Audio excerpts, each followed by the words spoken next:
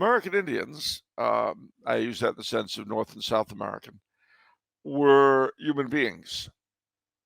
And human beings, especially if they don't have the faith, have a very weird tendency, being fallen, to be as nasty to one another as they can get away with, without someone being nastier to them in return and ending the cycle for that moment.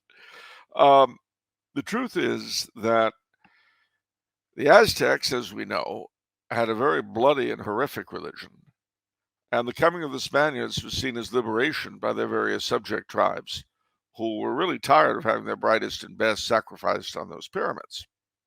But don't let us forget that North America had seen the rise and fall of several semi-advanced civilizations. Just by that, I mean more or less to the level of the Aztecs, which our ancestors called the mound builders, and which current archaeology assigns different names to. Really, nobody knows what they were because we don't have written records. We do know that they fought a lot, and we do know they fought some really pitched battles. It's interesting you mentioned the mound builders. Nobody ever mentions the mound builders. In the oldest records that we have, the mound builders were before the current indigenous tribes. So I believe the indigenous tribes owe the mound builders reparations because they stole their land. And this brings me, and I'm being facetious here, of course, but this brings me to what the crux of how absurd this narrative is about indigenous peoples. And forgive me, and when I grew up, it was Indian, then it was Native, then it was Aboriginal, then it was First Nations. And that was indigenous. I actually came to calling them First Nations because that was what I had to write all the time in university anyway. So the First Nations people,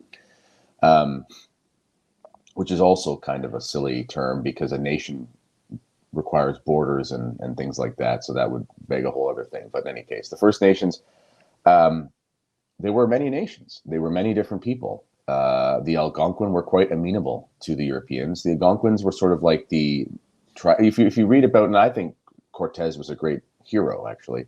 And when you read about his escapades in New Spain, he talks about the differences in the trajectory of their diabolism.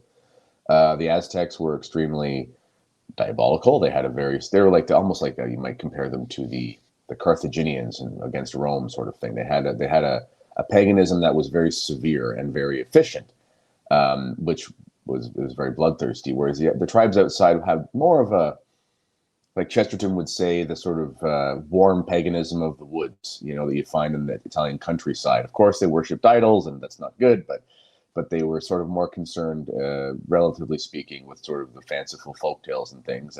And Canada had a difference like that as well. The Algonquins were very gentle people, generally speaking, which is why they were much more amenable to contact and things. And also, when the French showed up, there was a very moribund existence. They did not have good agricultural methods. And that's one of the reasons why the weaker tribes who couldn't sort of dominate hunting lands and things like that, they were actually so happy to make friends with the French because they could bring them these farming methods where they could sustain themselves much better. They didn't have written language. So as Charles said, if you wanted to decolonize, you'd have to use an indigenous language, but you can't use a Latin alphabet for it, which means you can't write it. Because anyway, they don't have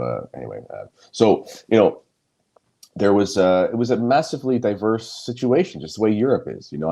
Irish paganism was brutal, but it was brutal different to Roman paganism. The Druids were another degree of nasty, even to the Romans, and the things like that existed in Canada. So, but the biggest problem I find with the crux of this narrative is, and Charles pointed to the idea of Rousseau and the noble savage and so forth.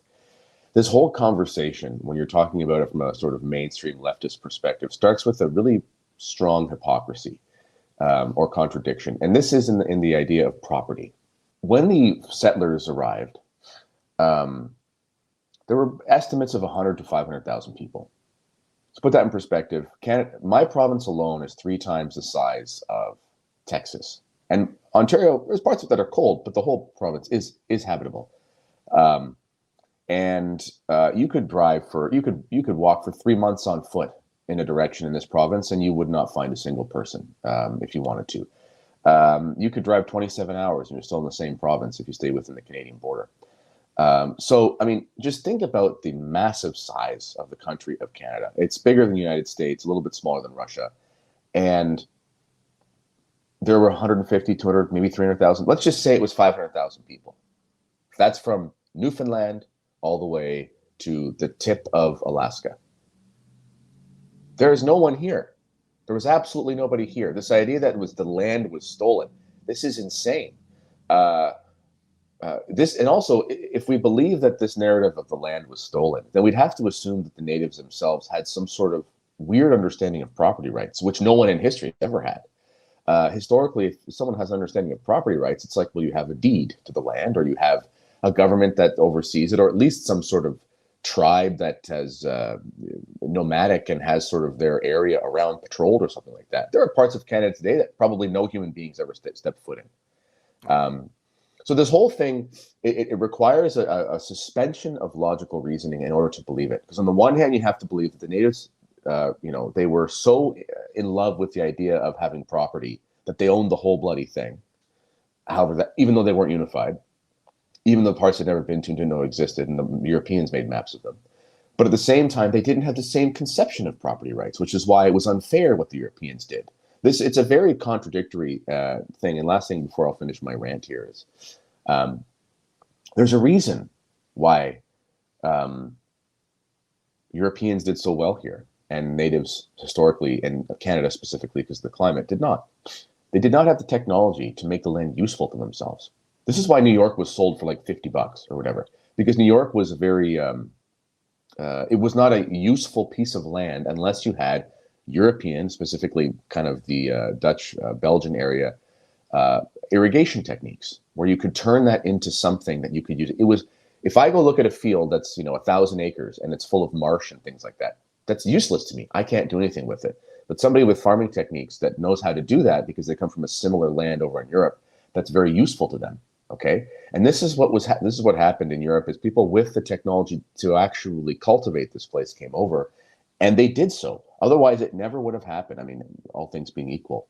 And just last thing, even if we go with the bad stereotypes of the European colonizer, Canada was the most tame of all of these places. First of all, there was almost nobody here, and there was massive collaboration between the natives and the French for the most part, even the English.